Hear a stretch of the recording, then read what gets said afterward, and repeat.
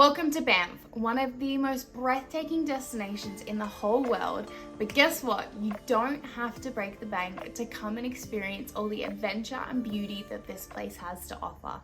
A trip to Banff National Park is a bucket list vacation for so many families, individuals, backpackers, people out there who want to come and experience the beauty that is the Canadian Rockies.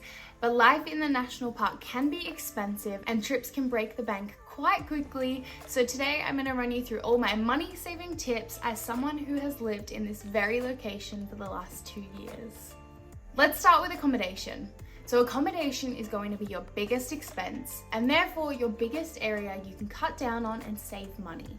Instead of splurging at an expensive or nice hotel, why don't you consider staying at a budget-friendly campground or hostel in the area to save some money? Camping is generally going to be your cheapest option. There will still be a fee associated with most of the campsites out in the Banff National Park, but it is going to be much lower than if you were to stay in a hotel room, and you also get the experience of being out and immersing yourself in the nature that is this area. Now, if camping is not an option for you, hostels are going to be your next best option. Here in Banff, we have 2 hostels, and they are the Same Sun Hostel and the High Hostel. Now, I have stayed with both of these companies before. I haven't stayed in the Banff locations, but I have in other places around Canada and the world, and I've had a great experience with both companies, so I would definitely recommend checking those ones out. Now, if hostels also aren't your thing, I would advise trying to visit in low season. If you want a hotel room, prices are going to be cheapest during our shoulder season or off-peak times, and you're going to get the best rates. Booking in advance can also help you do that, and I would always call and check with the hotel and see if they have the best rate advertised online, because it's always worth asking the question. Next, let's talk about food. Now, personally, I'm a huge foodie and we have a great selection of restaurants in Banff National Park, but you can still experience the amazing food we have here without eating out 3 times a day. Eating out can quickly add up, so why not pack a picnic lunch for your day? There are a few grocery stores in town that have a good range of grab and go selections or things you can prepare in your hotel room, hostel kitchen, or wherever you are staying. This is a great way to save money. If I was coming and doing it, my biggest suggestion would be to eat breakfast wherever you are staying before you head out for the day, pack a picnic lunch, and then if you want to go out for dinner, I think this is your best time as the menus in town are best at night and have the most offerings. If you are coming through Calgary or Canmore before you come to Banff, it might be a good idea to stock up in the larger towns on groceries to help you save a little bit of money too. Now, I don't think it is a huge difference and you don't need to go out of your way to do this, but if you are coming through Calgary, which is our nearest big city, prices will be a little bit cheaper there. For when you are dining out though, my biggest insider tip is check out the website called Taxi Mike. Now, this is a local run website and it has a breakdown of all of the specials in the area, from daily specials to happy hours, things like that. Now, if you are going out to eat and you have the flexibility to plan around those specials and hours, it is a good idea to do so because you're going to save money. We have some excellent specials around town, such as half price deals or cheap drinks, things like that around. So you may as well have a look at that and go prepared because it's going to help save you money in the long run.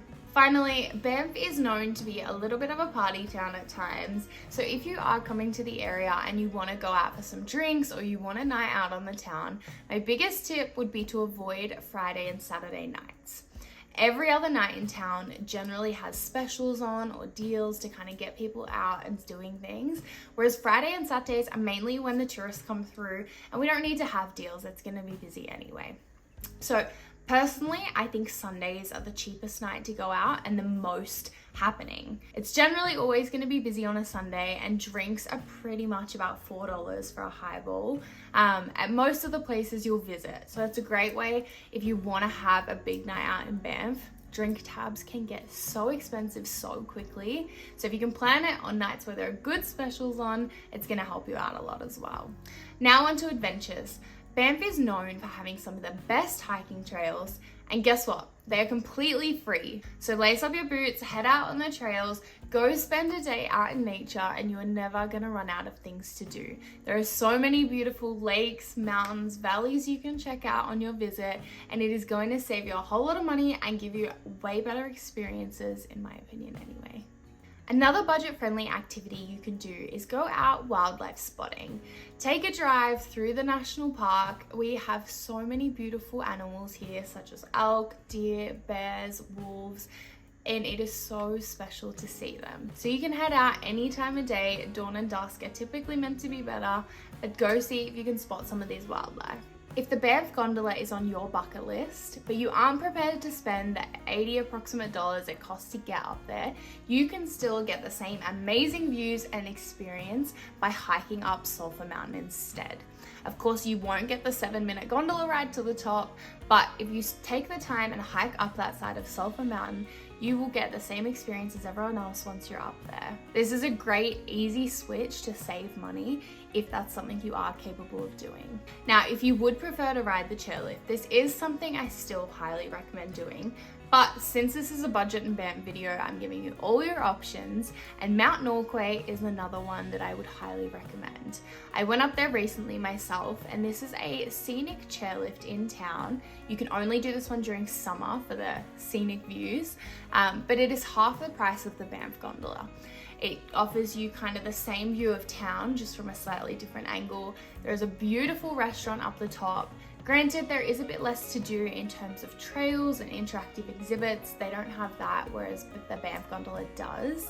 But if you aren't prepared to hike, or you aren't capable of hiking up Sulphur Mountain for the Banff Gondola views, and you don't want to spend as much money, Mount Norquay is a great option to swap out that little thing. You won't even notice the difference. It'll still be an amazing day. Another little tip I've picked up since living in town is if you don't have the gear for some activities you want to do, you can pretty much rent it from anywhere. Now, if you want to go climbing but don't have gear, you can rent it. If you want to go e-bike riding or paddleboarding, or if you want to go camping or backcountry camping, anything like that, you can generally find somewhere in town who is going to be able to rent you gear. We do not have all of our backcountry gear set up yet, so we still rent gear from Backtracks. They're a local company in town that I love. Their packages are so affordable, so that is a way that we still access, camping and backcountry things without forking out all of that money for the gear to do so. And if you're coming to visit and you don't have the stuff to bring, or don't want to bring things or buy things for your experience, renting is actually quite an affordable way to do so.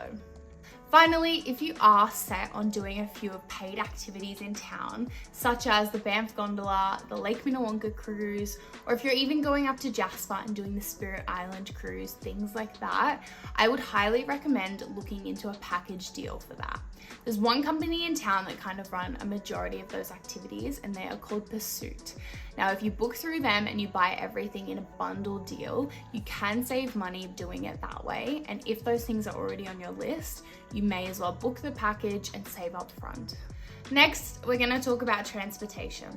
Instead of renting a car, why don't you make the most of the local service providers and public transport options that we have here in the town of Banff? The Roam Public Transport Network is an amazing service. It is super affordable and runs very regularly to get you to majority of the must-see spots around the town of Banff.